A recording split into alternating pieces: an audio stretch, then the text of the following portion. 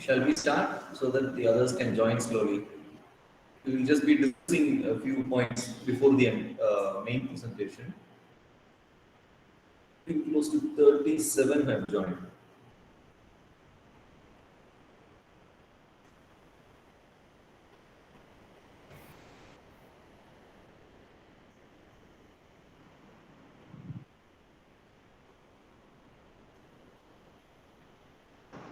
Yeah. Uh, yeah, yes, sir. You can start the class. Okay. So, this session will be about an introduction to orthopedic instruments. See, you won't be seeing everything in detail. Orthopedic instruments is part of your examination viva in your final year exam. You all belong to final year batch, right? Yes, sir. Yes, sir. When will you have your exams? Sir, most probably by April. April. Okay, fine. Since this is an online class, we'll be just seeing the PowerPoint presentation. Ideally, this should be an in-person class where we have a collection of instruments so that you can touch and see them so that it gets better registered in your mind. Since we don't have proper time to take such a class, we are doing with the presentation alone. From the next time onwards, see to that any final year batch do come for the postings. At least 1 week prior to the end of your posting, have this in-person instrument class.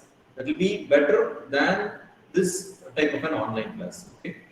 Now, I always feel it to be a more of an interactive session rather than a single-way lecture. Uh, Basically, there are some equipments which are used in orthopedic theatre. Can anyone tell me what is the difference between instruments and implants? Can anyone tell me?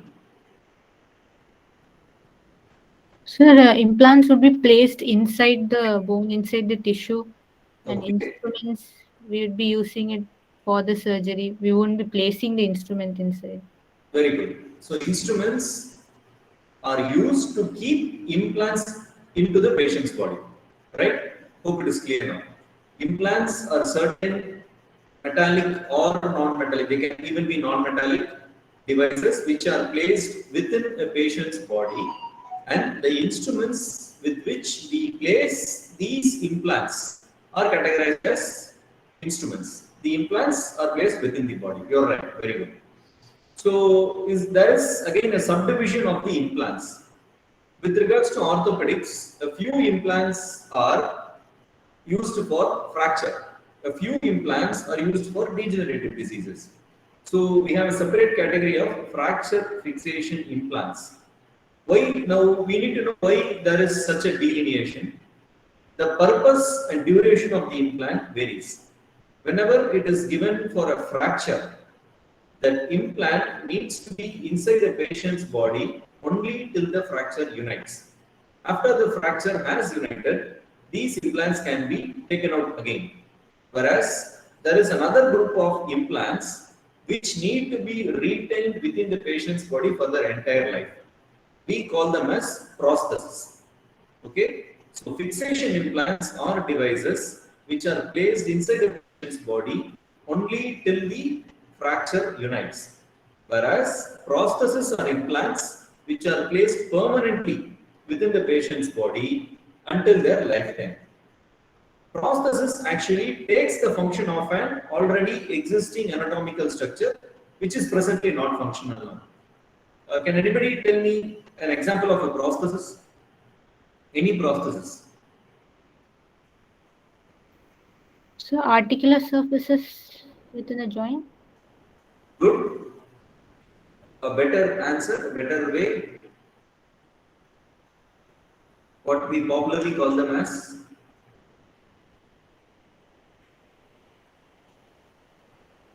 anybody else. Be interactive. See, you can make all your mistakes here. Don't be shy to give an answer. It's not wrong if you give a wrong answer. The only thing is you should not give a wrong answer in the exam. Here you can make all mistakes. We all learn by making mistakes, including me. Right? So be bold enough to give an answer. Only then you will have the same boldness and the same confidence to answer in the exam.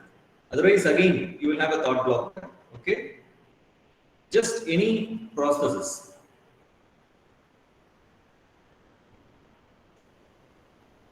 Okay, there are some processes which are kept outside the patient's body. You might have seen.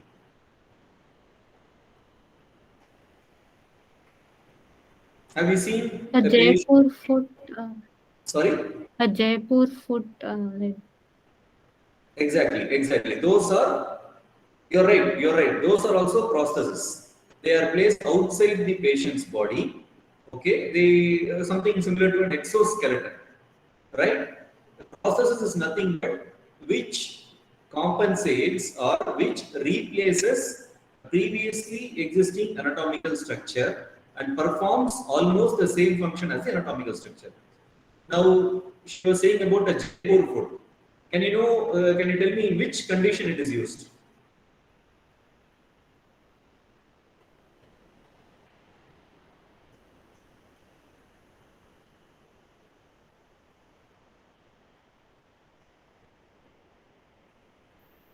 Amputated foot, sir. Sorry. Amputation of foot. Good, very good. So, in case of an amputated limb, the natural or native limb is replaced by a prosthesis. So now the prosthesis takes and performs the function of the original leg or foot, whichever was there. So hope you all understood what an prosthesis is and what is a fracture fixation implant. Right now we will shall we go to the presentation. It's almost 4:15 and 44 have joined. Shall we move on to the presentation? Yes, sir. Okay. My screen is visible, right? Yes, the screen is visible. Okay. Can you tell me what this instrument is? You might have seen carpenters using it very frequently. See, I'd like the session to be an interactive session, so please interact with me.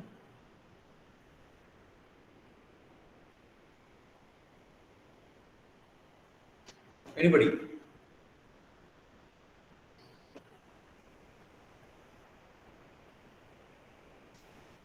So something to fix the screws inside. Yes, correct.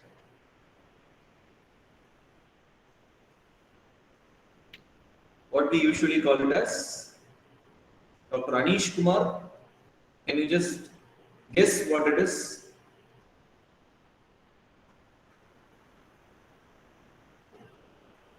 Dr. Anish Kumar, are you there?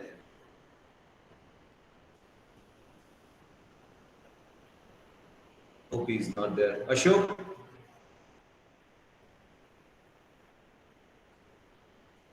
Ashok, roll number 23, I think. Sorry, 33. 23 is Anish Kumar.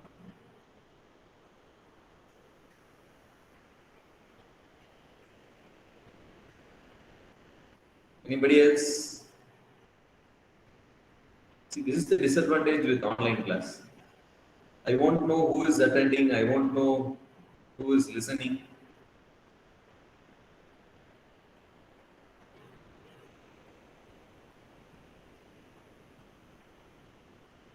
Dr. Divyashri has left the meeting. Hope she didn't like it. So sometimes people have signal problems. That's also there. Okay, agreed then. Again, she has come back. Okay.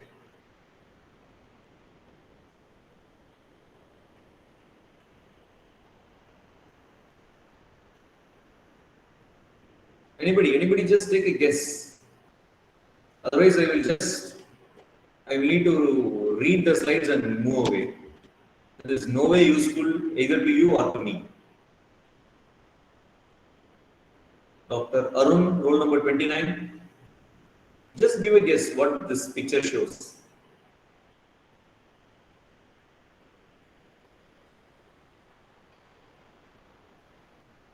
Dr. Anupama.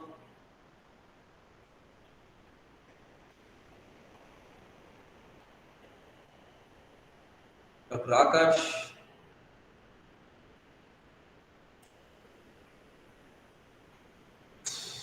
Nobody wants to take it? Yes, Dr. Akash. Go ahead. Just guess what it can be. Sir, something to tighten the implant or something like that, or push it inside. Okay, you're right. You're right. But a better answer, you might have seen the electricians and carpenters use it, right? What Something to they- drill the bone. Exactly. This is a drill. This is a drill. Dr. Ashwin, right? Fine. This is a drill which is used to make or create a hole in the bone, right?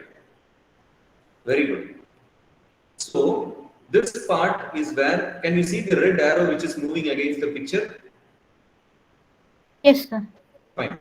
This part is where you attach the additional instrument to it. It can be a K-wire, it can be a drill bit, or even it can be a screwdriver. Anything can be attached here. And this is, we call it as a key. This is fit into this hole to tighten it or loosen it. Okay? So that it has something, we call it as a chuck. It grips and it releases. When you tighten it, it will grip. When you release it, it will open out so that any instrument can be inserted. If suppose, if you assume my finger to be a drill bit, you keep it and you tighten it, it holds it. Then you rotate this arm and this starts revolving. And this is a handle to hold it with another hand, right? So these were the instruments which were very commonly used previously. Presently, these have been replaced with electric and battery operated drills. Fine. So this can be kept as a specimen in your exam. So be sure to identify it as a bone drill. So this is used for inserting K-wires. It is used for making drill holes using drill bits. So these are the drill bits. This part will make a hole into the bone, while this part is attached to the drill. They can be of various sizes and various lengths, depending on which anatomical region you are using it, and depending on which bone you are using this to create a hole. These are the needles, sir, or drill bits? Drill bits. See, this end can create a hole. It will just rotate and create a drill in a bone. Okay, sir. So that smooth part is attached here. Fine. This part, this end, these are the smooth parts which get attached to the drill. Whereas these are placed on a bone, you start rotating it so that it cuts out the bone and creates a hole in it. Okay. Okay, sir. Fine. So these drill bits are made of stainless steel. They are used to make drill holes. And one other important thing which you need to remember while using a drill bit is that because it rotates, it creates a friction in the bone. It cuts surface of the bone and it creates friction, and this friction can lead on to heating at the interface between the drill bit and the bone.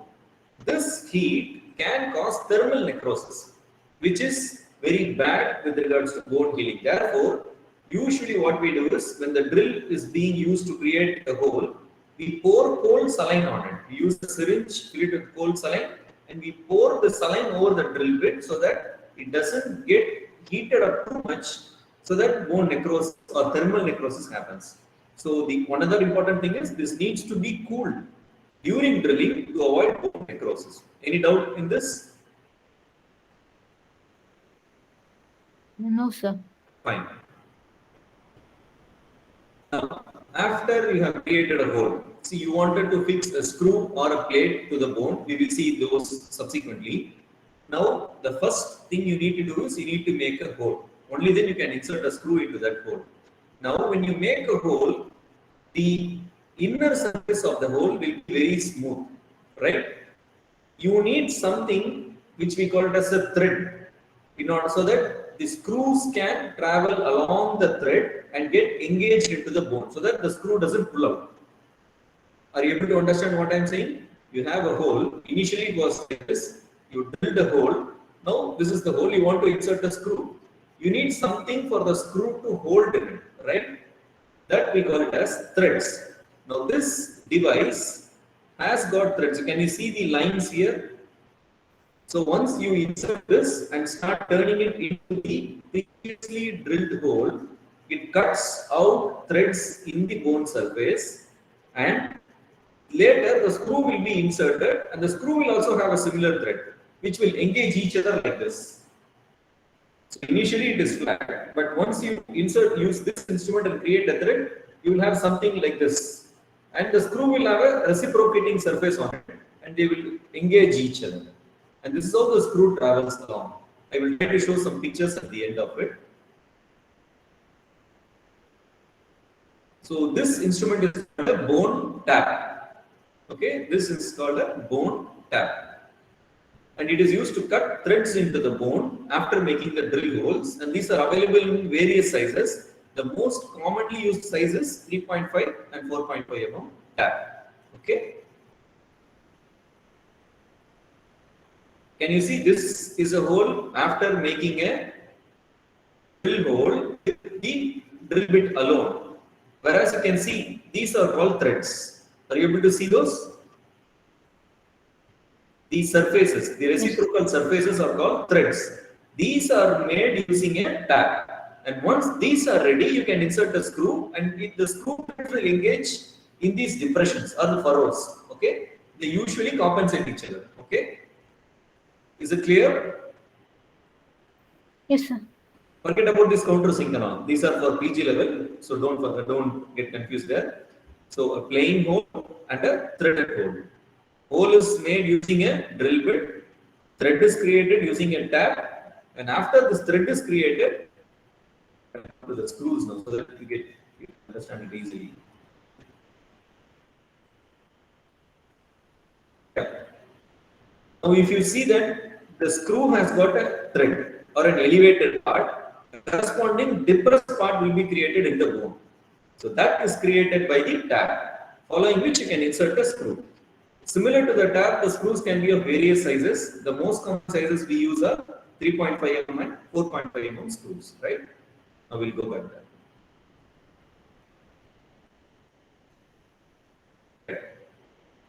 So this is called a bone nibbler. It will be very similar to a cutting plier, which you might have seen being used in your homes. This part, it will act like a nail clipper. Have you all used a nail clipper? You place it on your nail and you press, and it cuts off a chunk of the nail. A similar thing happens. This has got a U-shaped cutting edge. You place it on a bone and you press it. You press it, and then it removes the chunk of the bone. So this is called bone nibbler. Okay. To use for nibbling and removal of bone as pieces. This is very easy. What is it? Mallet, sir. Very good. This is a mallet. It is used to impact on instruments so that they are driven into any surface. Okay. They are available in various sizes, the smallest from 100 grams to even 1 kilograms. This is a mallet. This, we call it as an osteotome, right? A similar instrument which carpenters use, we call it as a chisel. A very similar principle, but there they use to remove bone or carve into the bone. Similarly, we use to carve a wood there. The carpenter uses it for wood, whereas this is used on a bone, so that we shape a bone according to the desired structure where further procedure can be carried out, right? Osteotome, you need to cut or shape a bone using these instruments. Again, these are available in various sizes and shapes. They will all have a very similar structure. This is the handle, and this is a sharp part which will be used to shape a bone. Okay, this we call it as osteotome, used to chisel or cut or shape the bone.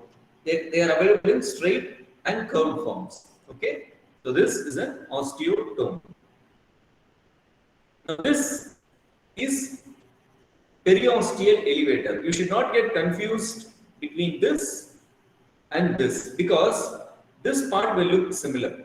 They will have a sharp edge here, but the very most important difference is this part is held in hand and you just scrape it on the bone so that you remove the periosteum which is covering the bone.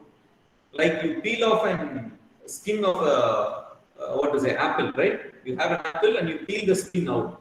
You use a sharp instrument to shave it off. A very similar mechanism here. It is held in hand and it is run over the bone to strip the periosteum. Whereas in chisel, this part you use a mallet to bang on it. Is it clear now? This part has got a flat surface where you use a mallet to bang on it, whereas this doesn't have such a structure. Is the difference clear to you? Yes, sir. That part is hollow, sir. Like Yeah. Here, this is a handle. The entire thing is held in hand. We don't use it. We don't use any mallet to bang on it.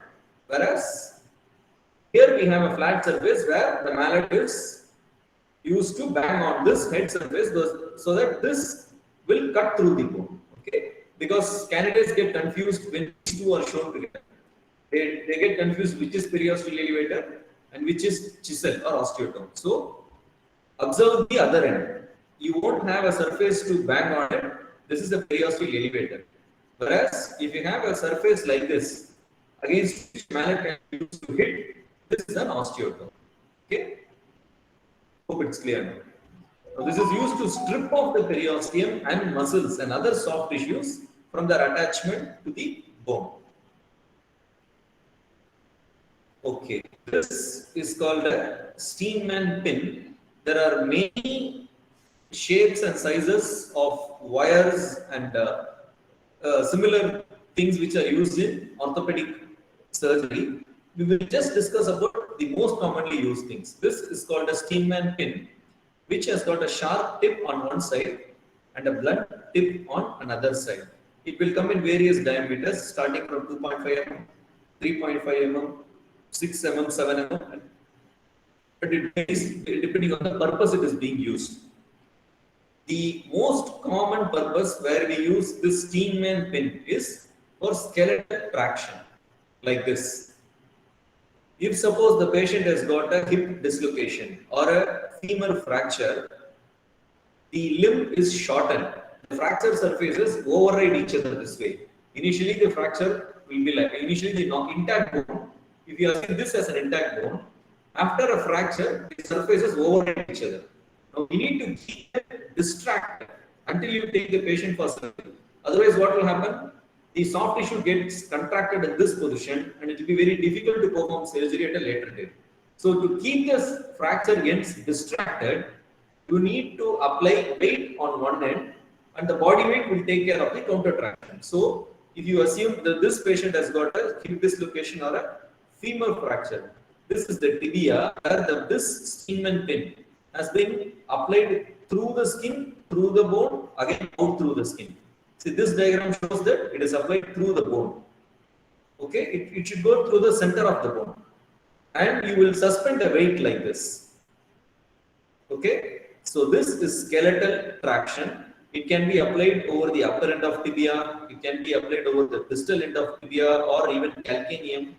For the upper limb, you can apply it through the olecranon bone. You can put a pin from here to here and apply weight so that the shaft of humerus is distracted.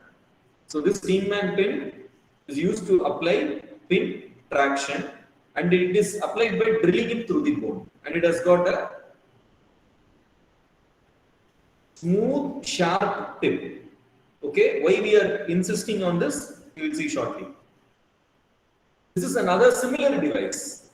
It will have a smooth tip and a blunt, sharp tip on one side and a blunt tip on the other side, but here you can see threads. Are you able to see the threads here? Yes, sir. This is a Schanz pin. That was a Steinmann pin. This is a Schanz pin. Now this is used in external fixation like this, right?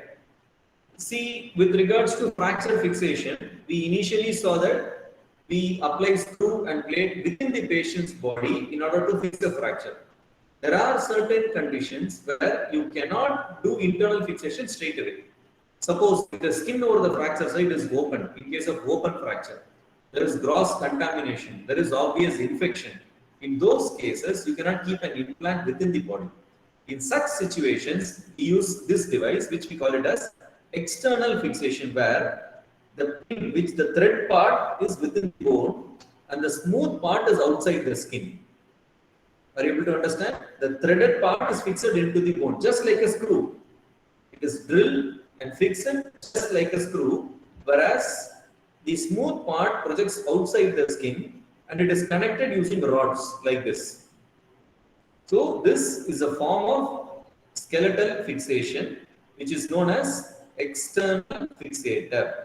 Most commonly applied for compound fractures or open fractures. Okay. Usually it does not pass through the limb. Hope if you recollect this passes through and through. It starts on the medial side of the leg, penetrates the skin, penetrates the bone, comes out through the bone, comes out through the skin, and even comes out on the other side. This is Steinmann pin, whereas Schanz pin most commonly does not pass through the limb. The screw offers some purchase in the bone, right?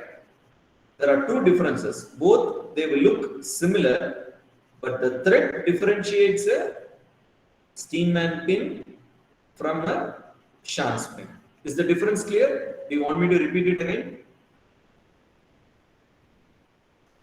Does anybody want me to repeat it again?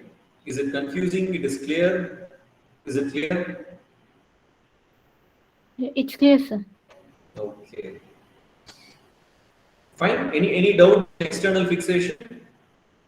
See, you can see such comminution in the bone.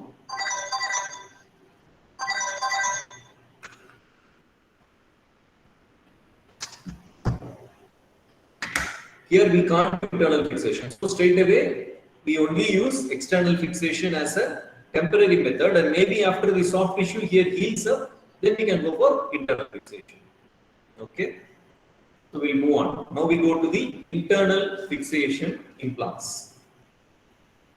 Now this is a K wire or a Kirschner wire. Okay. Now don't get confused by the Steinmann pin and K wire, because K wire is very thin. For that purpose only I have attached a scale here.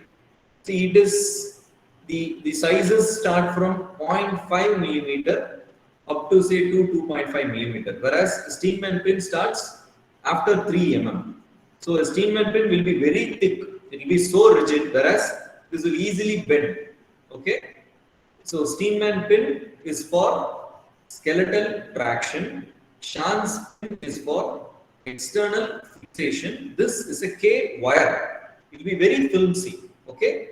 So you can easily bend it. Now this part you can just bury it into the bone, and this part will stay outside the skin, and you can bend it so that you can do it at a later date. It's very malleable fixation device, and it has got a very sharp tip. Is it clear? Is it confusing with the Steinmann pin? Remember the size. It will be very thin. Now, this is why I was saying that in order to appreciate it better, it would be better to have an interactive in-person class. There I can even show you the wires to you. You will be able to touch and feel it, and you will register it better. So it is very thin implant, though it looks similar in picture to a Steinmann pin. It is very thin, and this is an internal fixation device. Remember, a Steinmann pin is a traction device. Okay. This can be used either for a temporary fixation or a permanent fixation. Now, temporary fixation is when you want to reduce the fracture and hold it up to a position where you can do a definitive fixation by a screw. Whereas in certain cases, like the supracondylar humerus, in pediatric supracondylar humerus of distal humerus, you can use these K wires as a permanent fixation implants. Okay. I try to show some images as well so that you can understand it better.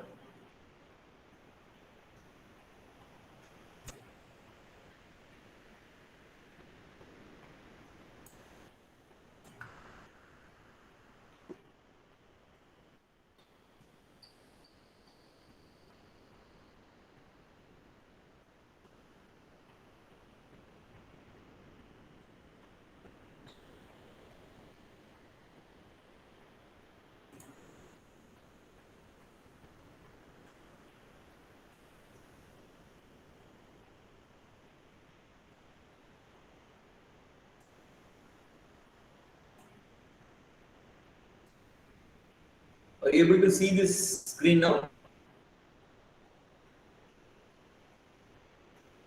Yes, sir.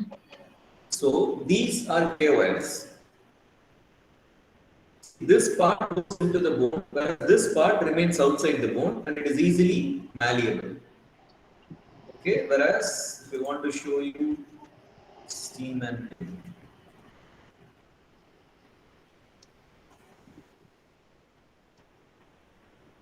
see, this is how it will appear.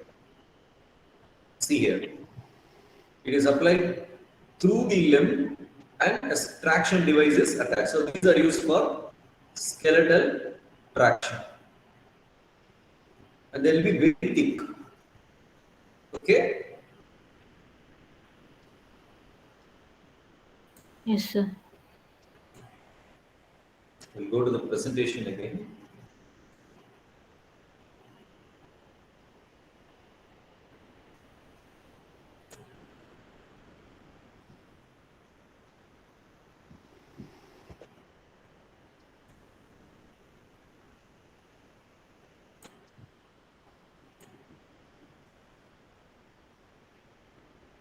Are you able to see the presentation now? Yes, sir. We can see this presentation. Oh, fine. So the KOI can be used as a temporary device to reduce the fracture, reduce and hold it, or it can be used as a permanent fixation in certain fractures, especially distal radius and supracondylar humerus, distal humerus fractures. Now we move on to the plates. There are various shapes and sizes of the plate. Don't get confused about it. The most commonly kept instruments in your implants in your exam will be these type of plates. This is a broad compression plate. Just observe the distribution of a screw hole. It is as if footsteps, right? If as if we are seeing somebody else's footsteps, one on the left, one on the right, one on the left, one on the right. Are you able to appreciate it? It is not in a single straight line. Are you able to appreciate it? It will be in a footstep pattern. So if a plate has got this pattern, then you name it broad compression plate, or it can be broad dynamic compression. This is not a dynamic compression. I will show you what is dynamic compression. A broad plate will have a footstep pattern of these screw holes. Okay, use this to remember. Are you able to appreciate it clear? Now these are very thick plates and they are used for fixation of femur and humerus. Used for fixing femur, even tibia and humerus. The main difference is the screw holes are not in a straight line. That is because to avoid stress riser. You will easily understand if you see the next plate. Now this is a narrow plate. In narrow plate, see that the screw holes are in a straight line. Are you able to appreciate the difference? The broad plate, it was staggered, like a footstep, whereas here it is a straight line. This is used in thinner bones. Okay. If the patient is very thin, like in pediatric femur, you can use narrow plate. Whereas in adults, humerus and tibia can also be fixed with narrow compression plate. See, don't worry about the specific type of bone because that depends on the patient's size. If the patient is very huge, for the same femur, we may need to use a broad plate, whereas if the patient is very thin, we may need to use a narrow plate. The only difference is the orientation of the screw holes. In case of a broad plate, it will be like a footstep pattern, whereas in a narrow plate, it is in a straight line. Now, this is another type which is called the Asian compression plate, which is even narrower. Okay, it is even thin, used in the forearm and in the fibula. Even here, there is a straight line, but you don't worry. It will be very easy to identify because it is the thinnest plate of these three: broad, narrow, and Asian. Asian is the smallest. It is used for fixing radius and ulna, and here again the screw holes are in a straight line. Now this is called a 1/3 tubular plate. It will be very similar to what is it? And have you all seen a sheet of metal, right? Like aluminum foil or something. It will be as thin as such, not like an aluminum foil. It will be rigid like that. When compared with the previous plates I showed, they will be of a 2 to 3 mm thickness, whereas this will be very flimsy. You can even bend it with your hand. This is called 1/3 tubular plate. It is used for fixing fibula. Okay. Hope you will all understand if I show some pictures. I'll try to show some pictures now.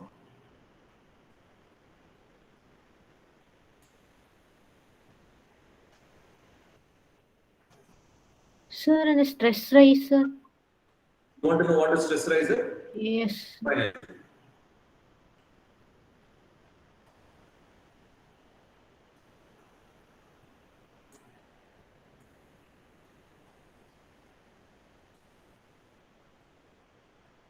Are you able to see this image? See, this is a humerus plate. Are you able to see the image I'm showing? Yes, sir. Okay, this is just to show how a plate will be on a bone. These are all plates. Okay, now you see the difference between broad and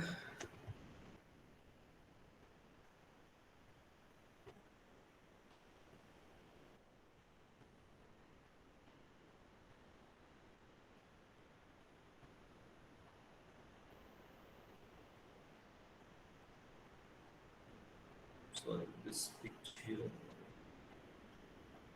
we have already seen. We'll try to show some.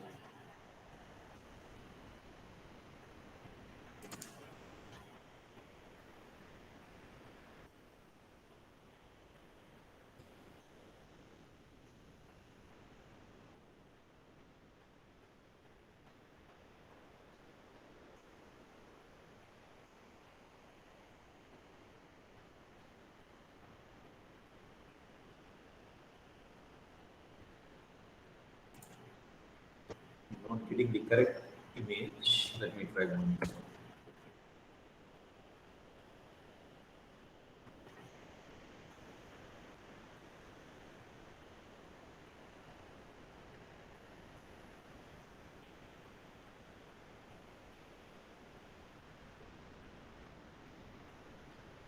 I'm sorry, I'm not able to get the correct image here because we need to see a lateral view of the X-ray. Only then you will be able to appreciate what is stress riser and fine. Okay, we'll try to show it during a live class in future. Okay.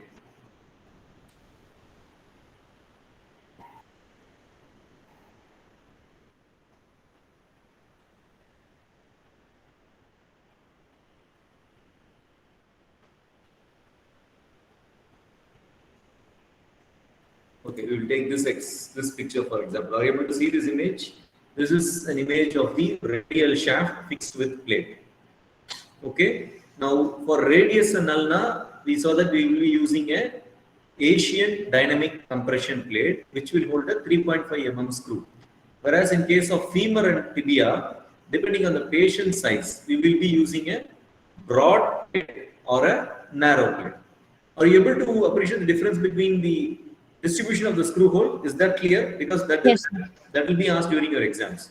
Just remember that if the screw hole is crisscross, it is a broad plate. No confusion about it. Whereas people may get confused between the narrow and the small. When you keep it together, the narrow plate will definitely be the larger one when compared to the Asian DCP. Okay, so there you will be able to easily differentiate them both. But I am not getting a proper picture to show you the difference.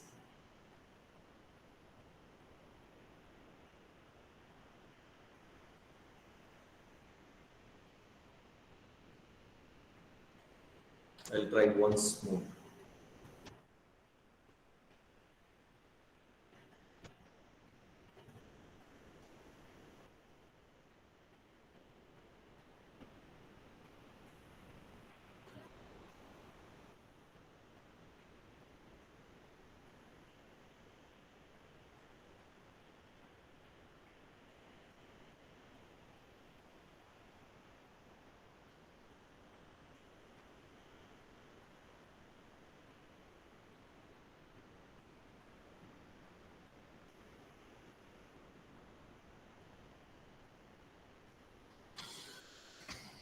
Okay, I think we have to skip this step because we are wasting our time here.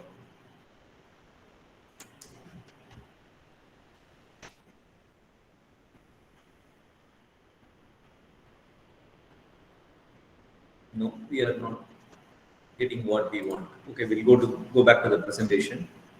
I'll explain it in the presentation itself.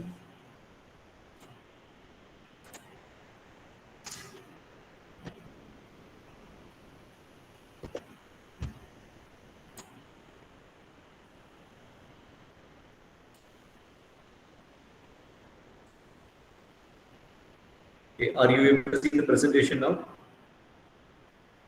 Yes, sir. Fine. I'll start with this plate. Now, for the question you asked, what is a stress riser? See, assume my hand to be a bone, right? And if you put drill holes, you are creating a weak spot in a bone. Okay.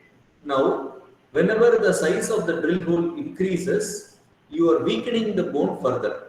Now, when you are using a broad plate like the one I am showing here right now, the size of the screw is 4.5 mm. The 4.5 mm thickness of the screw will be fixed into the bone. So we need to create a hole which will be appropriate enough for that particular screw. Now, if all these holes are made in a straight line, you may develop a crack through these holes, right? If the patient bears weight or if he in future causes great stress to the bone, like jumping or any high intense activity, a crack may develop in one screw hole and it may easily communicate to the other holes. I think if you all remember the Ice Age movie, hope all of you have seen the Ice Age movie. Has anybody seen it? Yes, sir. There will be a squirrel-like thing which will have a nut in its hand and it will climb on a wall, digging a hole using that nut. At one particular point of time, the crack will start connecting to the dots. Do you all remember that scene? Yes, sir. Fine. So just go back and see that scene. That is the stress riser. These holes are actual weak spots within the bone. And when they are in a straight line, the bone gets very weak. That is the reason they have oriented in a different line. Now, again in the bone, we don't drill it perpendicular to the plate alone. We drill it in an angle about, we can vary it some 7 degrees medial and lateral. Okay. This concept in order to prevent the stress riser from developing. Okay. Now, hope you all understand what the stress riser is. If you need to understand it better, just see the clipping of that movie. Okay, from Ice Age. Fine. Shall we proceed then? You all understand what the stress riser is? Yes, sir. Now, why the stress riser doesn't happen in a narrow plate? Here, the size of the screw is 3.5 mm. It becomes smaller. So, this has a less risk for the stress riser or the rods to connect with each other. That is the reason it is applied in a straight bone. Whereas in broad, it is 4.5 mm. Okay. In Asian, again, it is very small. It is only 3.5 mm here. And sorry, I made a mistake here. For the narrow also, you use 4.5 mm. But the holes become straight with regards to the size of the plate. The plate becomes smaller. Okay. That is the reason we don't develop that. Here we use 3.5. Asian DCP, it is 3.5 screw. For narrow and broad, it is 4.5. Sorry, I made a mistake there. I want to correct it. I'll try to show a picture if possible. Fine. If time permits, the last I'll show you. We finish this, we finish this. Okay. Now, these are all different types of plate. I'll just skip this because they won't be kept in your exam. Don't worry about it. Now, coming to the screw. The parts of the screw, this is a commonly asked question in your exam. This is a head of the screw. This is the shaft of the screw. The screw shaft may have threads to its entire length or it may be limited. Okay. The commonly used sizes are 3.5 and 4.5 mm, which are used in cortical bone. And there is a 6.5 mm screw, which will be very thick, which I'll show you shortly, that is used in a cancellous bone. Right, so these are used for fixation of the plates to the bone surface. They need tapping, like we saw previously. You need to create thread holes using a tap for the screw to pass through. And these are available in two sizes depending on the plate size. For narrow and broad, we use 4.5. whereas for Asian TCP we use 3.5. Now this is a very big screw, 6.5 mm screw where the threads are very widely placed. This is a cancellous screw. Okay, these are cortical screws. These are cancellous screw. Because the cancellous bone is very soft. They don't have a hard structure like a cortical bone, and therefore we need wider area of the threads to catch more bone to have better fixation. These are cancellous screws. This is used for fixation of plates in the metaphyseal region. The cortical screws are used for shaft region or the diaphyseal region. Again, they can be fully threaded or partially threaded. Tapping usually it is not done. Maybe if the bone quality is very thick, we may need to tap it. Otherwise, the cancellous screw can be applied even without tapping. It creates its own threads. Forget about this. This won't be in your exam. And this is another type of screw where the thread also engages the head. See, here there is no thread in this screw. This is a normal cortical screw, whereas in a locking head screw, you will have threads in the head. This will create a path for the screw to get fixed both in the bone as well as in the plate, right? I'll try to show you a locking plate. This is a malleolar screw. Mostly these won't be kept. In order to, I'll try to show what is a locking plate and a regular plate.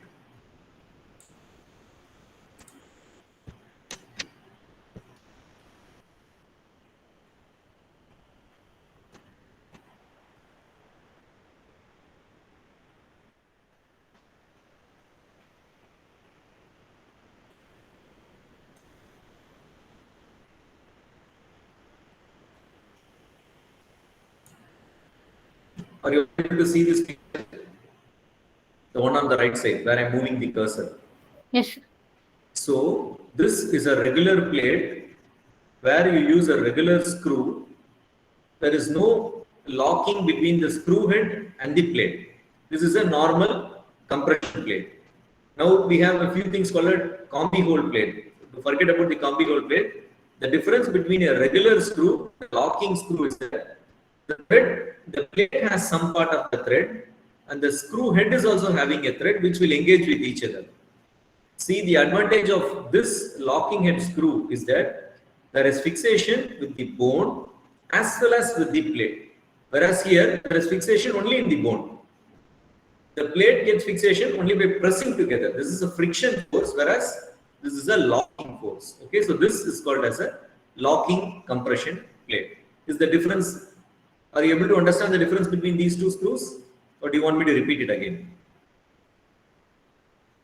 Is it more confusing?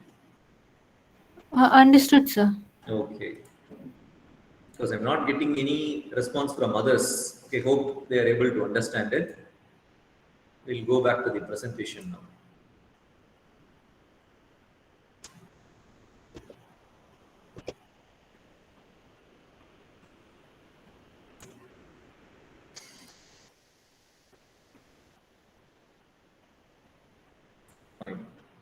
Now, this specific type of screw may not be kept in your exam, but still for the sake of completion, I will tell it. This is a malleolar screw, mostly or only used in fixation of the medial malleolus of the ankle. The advantage here is you don't need a drill bit because it will create its own drill bit track, a drill track. It will create its own thread because the bone there is cancellous bone. And this is a interfragmentary compression screw. It will create fracture compression because the smooth part here and the thread part here, right?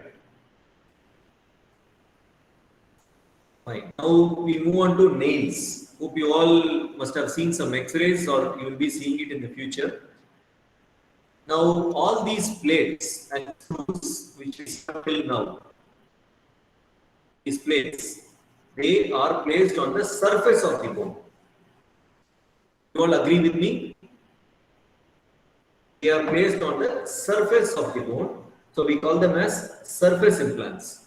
Whereas the nails are placed into the medullary space of the bone. Okay, naturally a bone has a cortical surface and there is a hollow thing within the shaft of the bone, which we call it as medullary cavity. Have you all seen a bone, at least a cut surface of a bone? Have you all seen it? Yes, sir.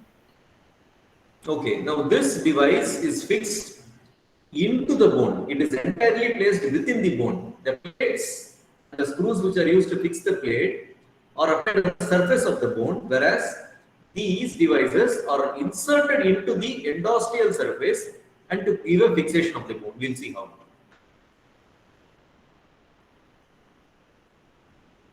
I'll show another picture here.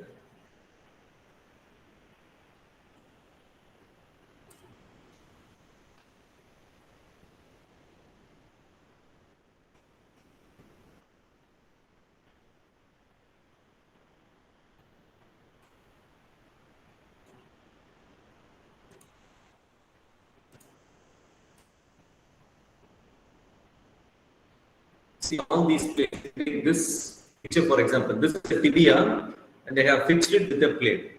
You can see that the implant is placed on the surface of the bone and fixed with screws. Now, if you take a nail,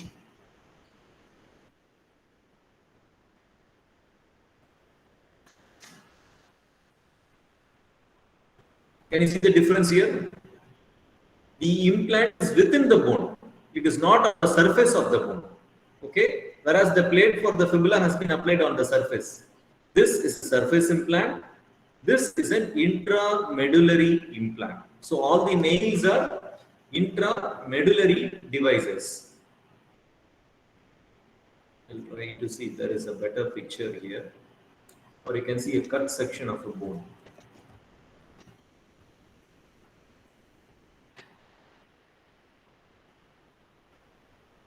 Yes. This is the femur. Now you see that there is a hollow space within the bone. Hope all non-vegetarians must have seen it while taking mutton or chicken. If you bite through the bone, there will be a cortex and there will be a hollow surface inside. That is the endosteal or the marrow canal, and these implants are inserted into the marrow canal. Is the difference? Are you able to appreciate the difference? See, this is the cortex and this is the canal. Okay, these implants are inserted into the medullary canal. The same, you can have a nail even in humerus. See, you saw humerus plate previously. This is a humerus nail. You can have a femur nail as well.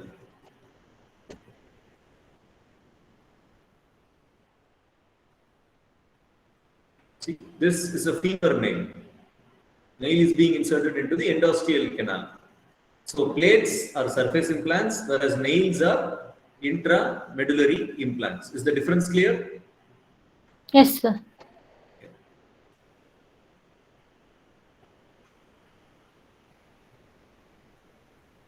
Now, I'll just share it again.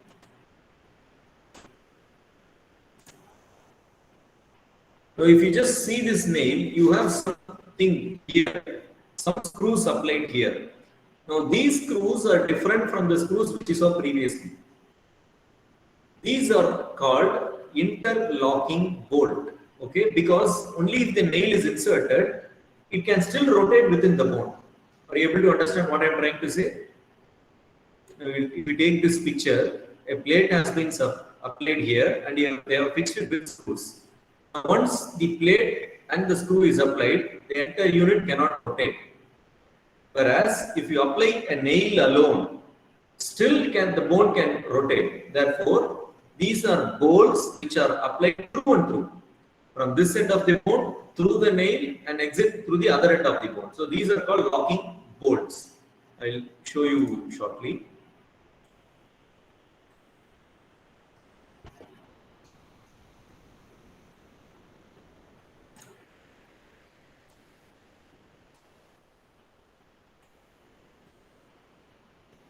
Now, these are locking bolts.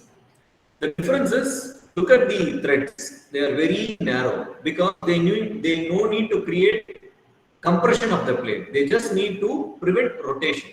So the threads are narrower here, whereas the threads are deeper here. Okay, you will be able to appreciate it if you just feel it in your hands. Try to take one more class for you. Okay, so these are locking bolts. They are used for fixation of the interlocking medullary nails, and again there is no need for tapping because the threads are very narrow. Now this is a historically previously used nail. The nails which I showed you here are totally cylindrical. They are an entire cylinder, whereas this nail has got a slot in it. This we call it as a K nail or a Kunscher nail. And this is applied by a mechanism of elastic recoil. Now, if you take this as a cortical bone, while insertion it gets compressed, and while you leave it, it expands and gets hold into the bone. Okay, this is a Kunscher nail.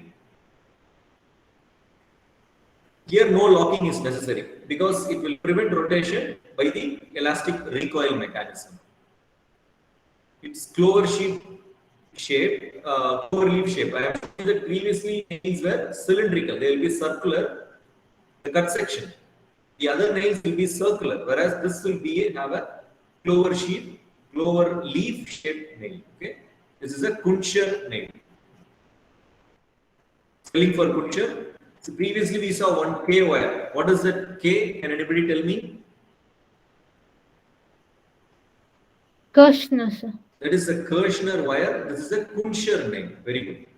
Okay, I'm happy that you have been listening. Hope the others are listening too, because it's such a confusing topic. But still, it is part of it, so you must know it. Now I'll skip this. These are for your exams. Right, now we'll go to the prosthetic implants straight away. Till now, we all saw the fixation implants. The purpose of fixation implant is to hold the bone until they unite. Okay. Whereas for prosthetic implant, they need to stay within the body until the life of the patient. So you see, this is a hip prosthesis.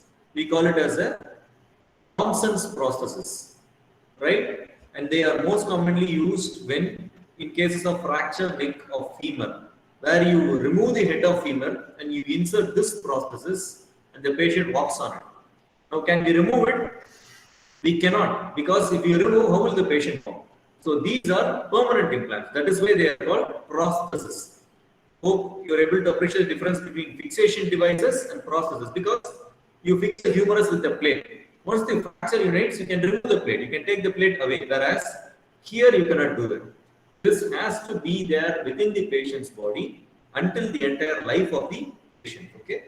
So there are certain types of how this implant is fixed into the bone. I have an X-ray.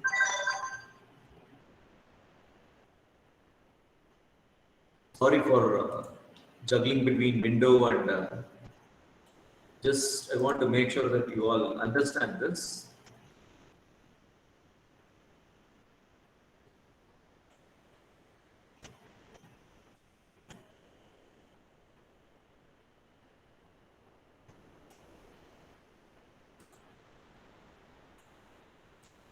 Now, are you able to see this picture?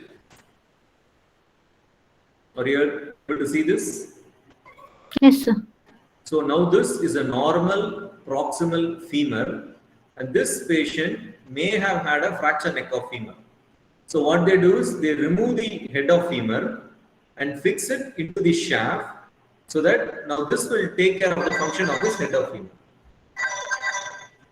Okay, so patient can walk on it, and this implant will be there for the life of the patient. So till they die, this implant has to function. Now there are two types. Why we call it as a hemiarthroplasty? Because in this case, we have replaced only the head of femur. Okay, now this is a Thompson prosthesis, and this is an Austin Moore prosthesis. Now why there is a difference? In this picture, surrounding the implant, you can see something hazy white structure. Are you all able to follow my cursor? This is a bone, Whereas here you can see a hazy even here. See, the medullary canal here is empty. Whereas here there is some opaque material in the bone. Are you able to see that? Is the as opaque as the bone, sir? Yeah. See, this is a cortex bone. Here it should be equivalent to this side, but it's not. There is something radio opaque here. Yes. This we call it as bone cement. So there are some processes which is fixed to the bone using a cement. So these are called as cemented processes. So Thomson processes is one such processes where we need cement to fix it. Whereas this is an X-ray of an Austin-Moore processes where you don't need that cement. It gets fixation by interlocking mechanism. Otherwise, there is a hole in it through which bone grows from one end to the other, fixing it to the native bone. So these are called uncemented processes. Now I'll just show one more X-ray and go to the presentation. You will see total hip replacement X-ray. That's what I want to show. Now, if you look at this X-ray, previously we replaced only the head of femur, whereas here we have replaced the acetabulum as well. Are you able to appreciate the difference? This is the shaft component which is fixed into the femur. The femoral head is being replaced, and even the acetabulum has been replaced here. The articular surface of the acetabulum is removed, and it has been replaced with an acetabular cup, which is again fixed with screws. So this is total hip replacement, whereas the previous ones which use are hemiarthroplasty. Right? I'll try to show the difference if it is simultaneous. We don't get. Yeah, this is a hemiarthroplasty. See, here the acetabular rim is still seen. Are you able to see the cursor? Yes.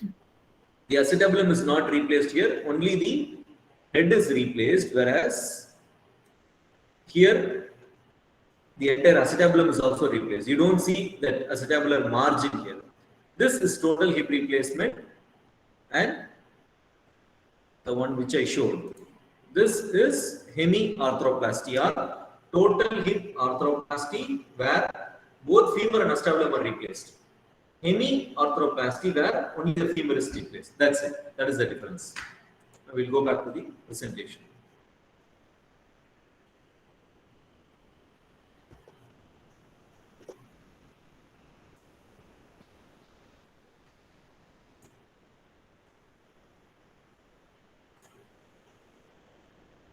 Fine. So this is a Thomson processes. Like I said, you need bone cement to fix it. Whereas this is an Austin-Moore process where there is a hole in it. Bone grows from one end through the hole into the other end. So this doesn't need a cement. This is also hemiarthroplasty. These are the pictures of those. There is something called a bipolar. Now, I think this will confuse you more. Forget it. See, the difference is the head component is completely attached to the shaft component. We call it as unipolar. If you are able to remember it, try to remember. Here, there is movement between these two. We call it as a bipolar because there is movement between acetabulum and this cup, and there is also movement between this cup and the internal head, which is another head within this process. If it confusing, don't worry, forget it. Just remember what is hemiarthroplasty and what is acetabular or total hip arthroplasty.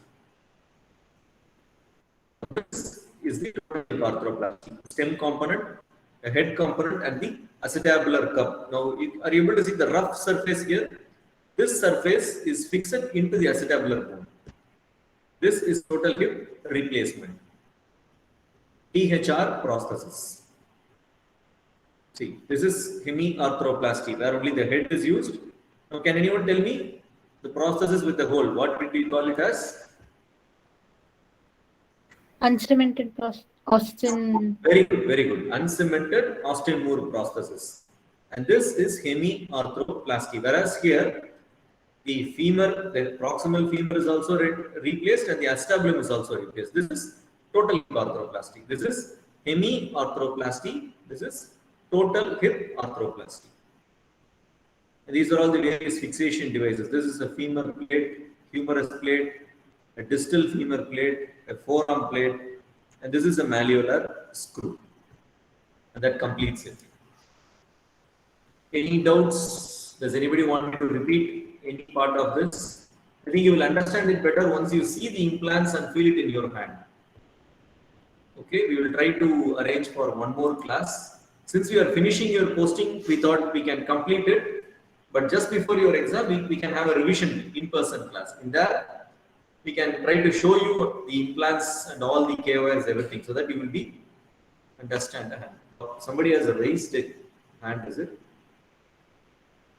Anma Suryan. Do you want to ask something?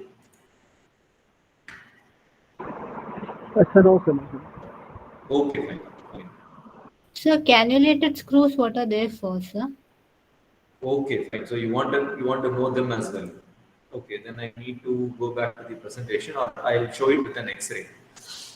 Now, what is the difference between a regular screw and a cannulated screw? See, the regular screw doesn't have a hollow inner surface, something like an iron rod. Now, if you take a flute, for example, the musical instrument flute, it has got a cavity within its shaft. Are you able to understand what I am trying to say? Yes, sir. Now, regular screw has to be fixed directly. You drill a hole, you fix the screw into it. Now, if suppose you want the screw to go into a specific track. Now, instead of putting the screw directly, what you do is we have something called as a guide wire.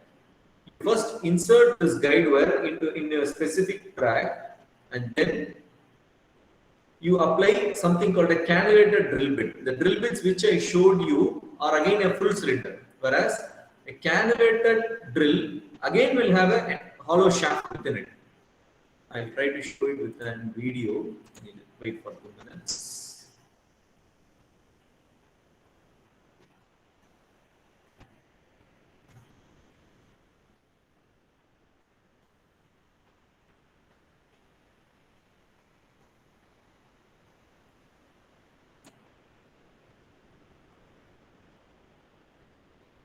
The 7.3 millimeter.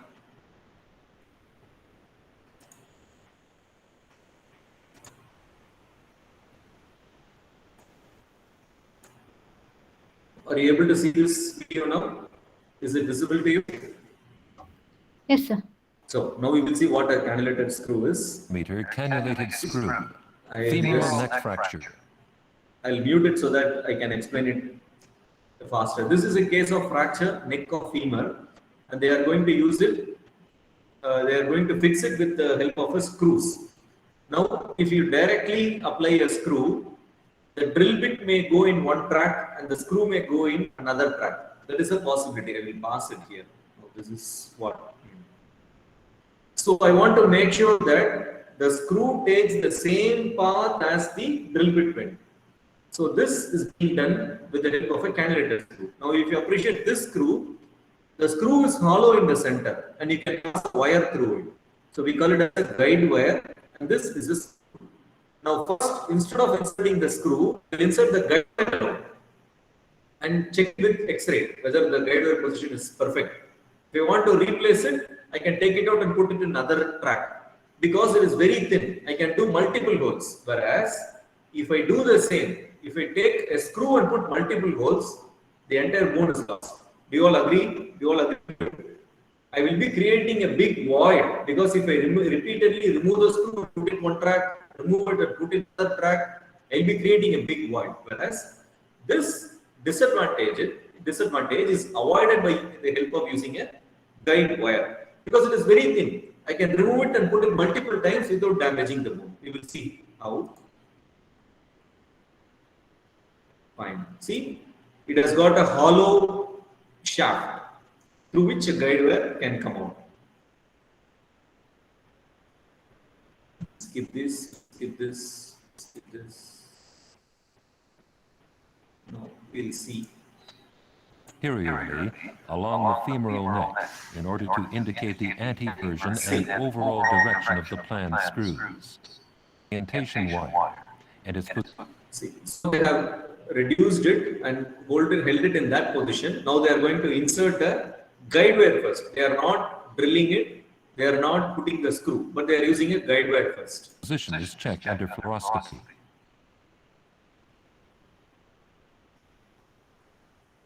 If the first wire in the head and neck is correctly positioned, the orientation wire may be removed. See, don't get confused about the technical aspect of this video. Just We now observe use how they a are new putting it. parallel wire guide. A movable sleeve may be locked at a certain distance and rotated around the first wire, always remaining parallel to it. Now, if suppose I am not happy with the position of this wire, I can take it out and put another hole. I can take it out again and put another hole. The advantage is I won't be damaging the bone with this. Whereas if I directly take a screw, which is about 6.5 mm, that much amount of bone is removed. Okay, so that is the disadvantage, which is being avoided by using it. So they have inserted guide wires. See, they have inserted 3 wires adjacent to each other. They are going to use that many amount of screws now. So this is the guide wire which is inserted first. See, now they are going to put screws on it.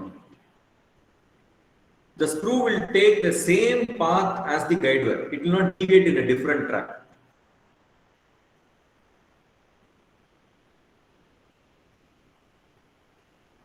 One screw is inserted. Another screw is being inserted. Now imagine if I don't have this guide wire, I will have to repeatedly take out the screw and put it in another direction. Take out and put it in another direction, which will definitely damage the bone. They have applied 3 screws with ease. I think they are going to show the X-ray, yeah.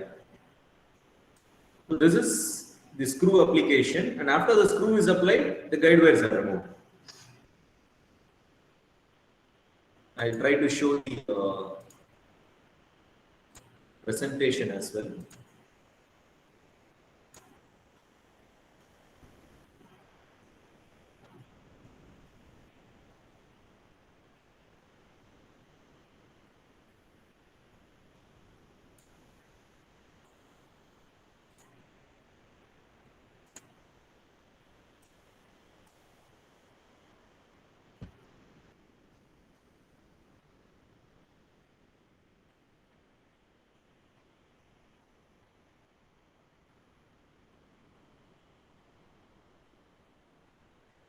Right. Is the slide visible now? Yes, sir. So this is a cancelless screw again. See, both can be even the cortical screw can also be cantilevered screw.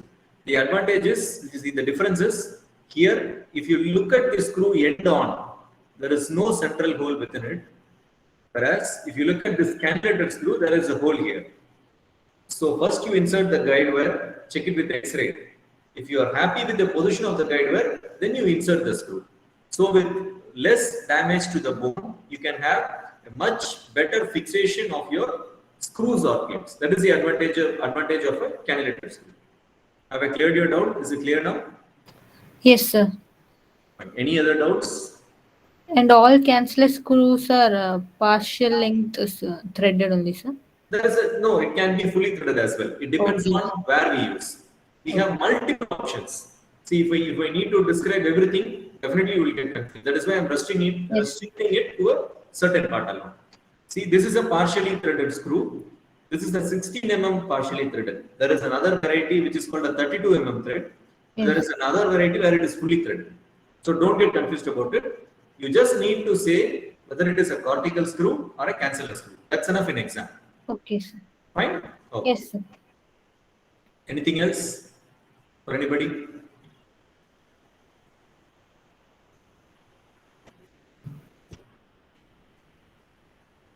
So there is nothing anyway. 40 are there.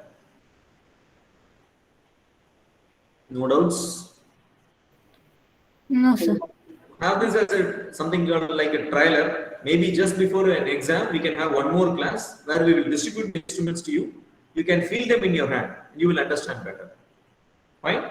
Yes, sir. For the sake of completion of your posting, we are having it online. Okay. And are you informed that you will be having an internal assessment test tomorrow? Have you been informed about that? Yes, sir. Some practical. Yeah, there will be a mock exam tomorrow for you. So come prepared. Yes. Okay, fine. Shall we conclude the class then? Yes, sir. Thank Okay. you, sir. Thank you. Thank you.